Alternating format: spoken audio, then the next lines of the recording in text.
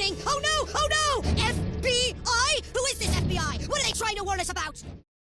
A campaign commercial featuring a burning picture of AOC sparked outrage this week, with Representative Ilhan Omar saying that this is horrifying to watch. When will the Republicans learn how to offer ideas and solutions without stroking fear and inciting violence?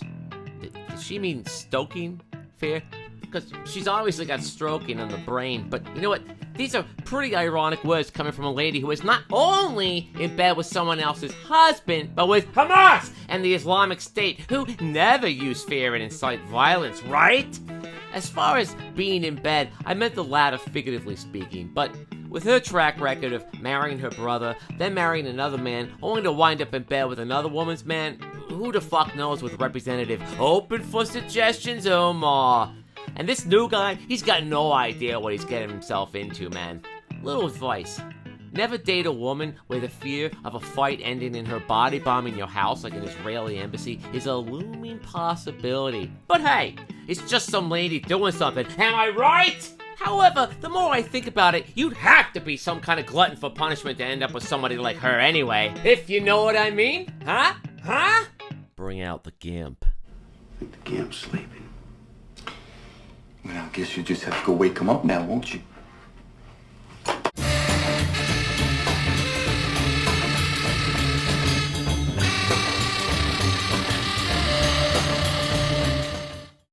Last Wednesday, as I'm sure all of you know, was the 18th anniversary of the terror attacks on the World Trade Center. Now, no matter what you think happened or who you think made it happen, one thing is clear. It was the first time in modern American history where I think we all felt threatened, vulnerable, unsafe in our own homes, in our own country, that we were under attack.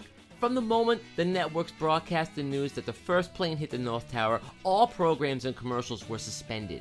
For 93 continuous hours, the major networks broadcasted coverage of the event. By the time the second plane hit, millions of people were already watching, not to mention witnessing the subsequent collapse of both towers. And Building 7!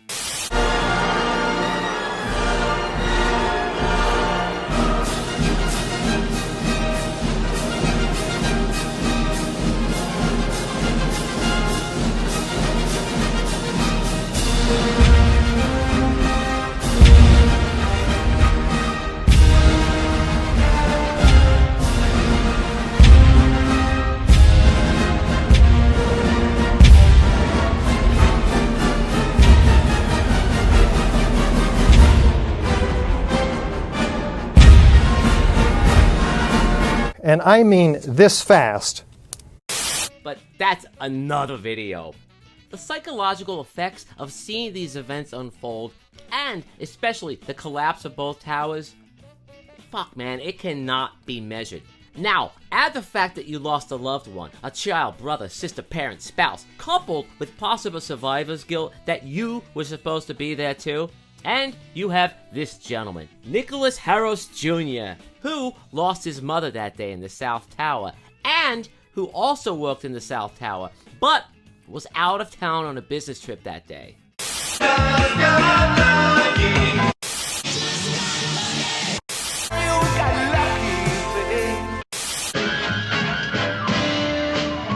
Lucky lady tonight.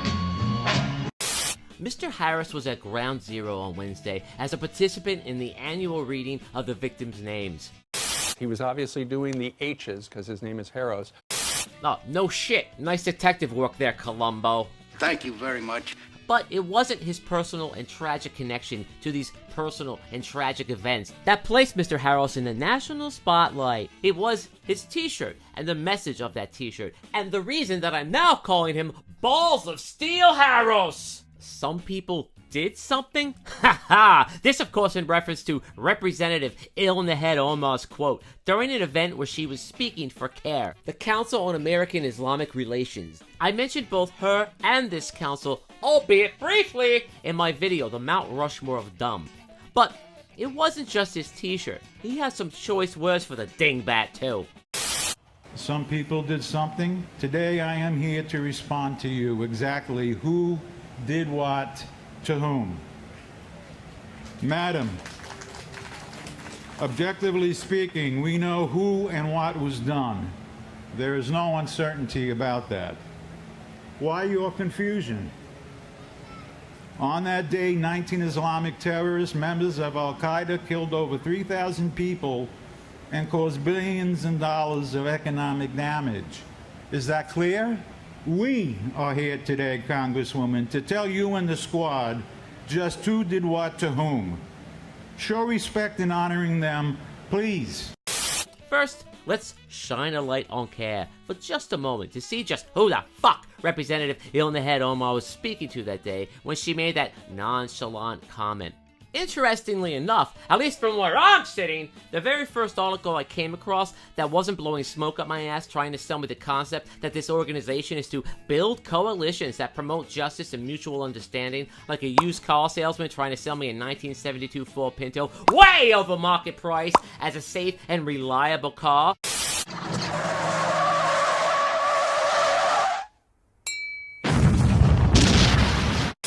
Was an article from the Jerusalem Post written just a day before the Los Angeles gathering where she made her now infamous comment. Ilhan Omar to speak at banquet for group known for terrorist group support.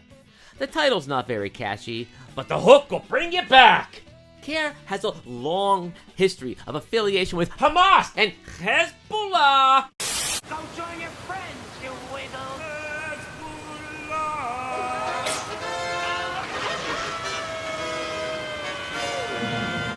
It was reportedly a co-conspirator in the largest terrorist financing case in U.S. history, which went unindicted.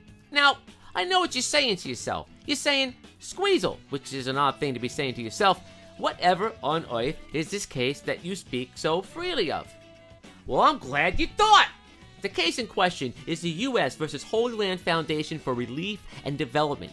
This charity, along with several of its group leaders, were on trial for charges that they, A, provided material and support and resources to a foreign terrorist organization, namely Hamas, B, engaged in money laundering, and C, breached the International Emergency Economic Powers Act, which prohibits transactions that threaten American national security. Along with 7 named defendants working specifically for the Holy Land Foundation for Relief and Development, the U.S. government released a list of approximately 300 unindicted co-conspirators. Along with these co-conspirators, many incriminating documents were released. 3 of these documents highlighted included Muslim Brotherhood's strategic goal to take over North America. Sounds innocuous enough. Holy Land Foundation list of co-conspirators, and ruling confirming CARE's designation as an unindicted co-conspirator. Boom! And there it is, folks! FBI investigators also uncovered evidence establishing CARE's place in the Palestine Committee, which was a Muslim Brotherhood-created network aimed at helping Hamas in the United States. CARE was also officially designated as a terrorist organization by the United Arab Emirates in 2014, placing it in the company of Al-Qaeda and the Islamic State. So when she made this comment, CARE was founded after 9/11 because they recognized that some people did something and that all of us were starting to lose access to our civil liberties. she knew exactly what she was saying and exactly who she was saying it to. There is no out of context here. And, did you lose some civil liberties? Well, what about the civil liberties of the people who are trapped above the impact zones when those planes hit, huh? The fact that she's getting all fired up over this is all you need to know about where her loyalty lies and where she lies. And she lies on her back counting ceiling tiles. I'll say it again. She is sleeping with the enemy. She is incapable of atoning for what she said and incapable of denouncing radical Islam because she is radical in her beliefs. Now, I'm gonna go out on a limb here because I'm a squirrel and say that she is undoubtedly among the 13% of American Muslims who say that terrorism against civilians in the name of Islam could be justified, and among the 2/3 of British Muslims who say that they wouldn't share terrorist info with the police if they knew someone was planning an attack. So, hats off to Mr. Balls of Steel Harris for getting up in front of the whole fucking country and reminding us that we must never forget both that day and what she said.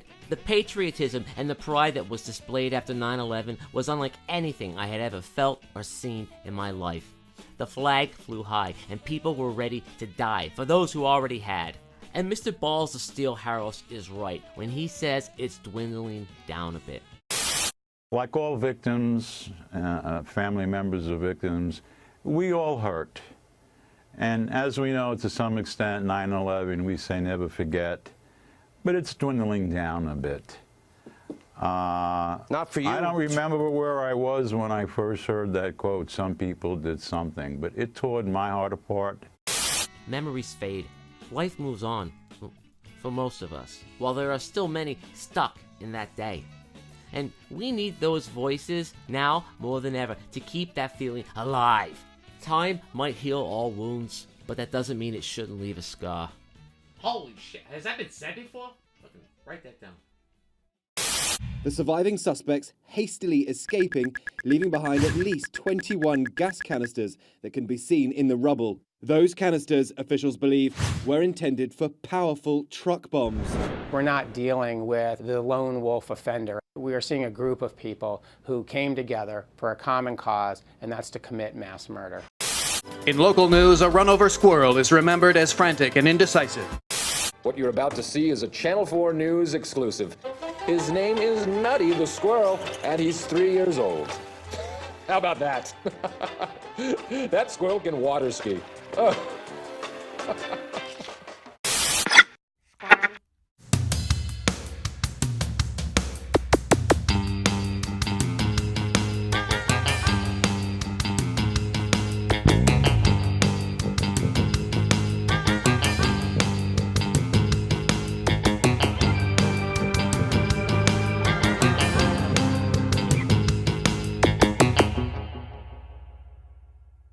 Nub it! Yeah.